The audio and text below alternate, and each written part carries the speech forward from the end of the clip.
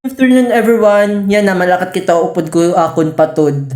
Hiya ati tinten, adto po pa hiya hagawas kay mapaso.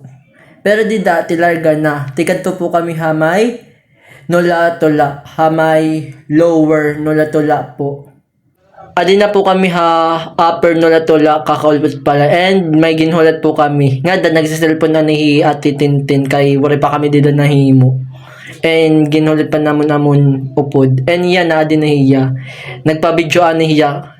Gasik ko, mapaso hiya pero dali ngayon.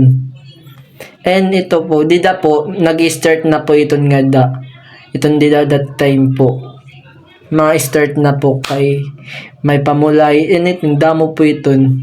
Tapos yan, natapos na kami. Nagulit na kami kan ako ang uncle kay tioli na kami. Yes. Tapos yan, nagabi na kami naka-oli yan.